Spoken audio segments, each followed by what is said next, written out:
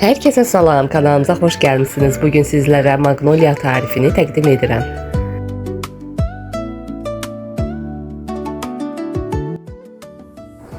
Bir stəkan şeker tozu, 3 xörək qaşığı un və 3 xörək qaşığı nişasta tozu qarışdırırıq. Bir yumurtanın sarısını əlavə edib, qarışdıra südü, 1 litr südü əlavə edirik.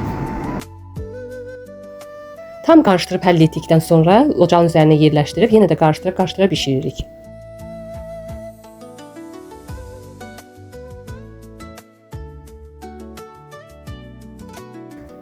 Bir burum qaynayıb qatılaşanda ocağın altını söndürürük.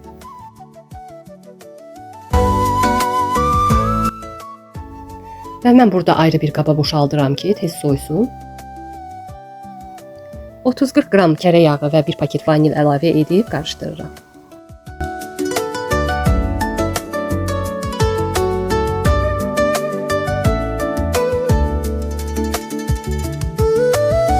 Magnolia üçün istənilən meyvədən istifadə etmək olar. Mən şaftalı doğradım və kakaolu bisküvilərdən istifadə etdim.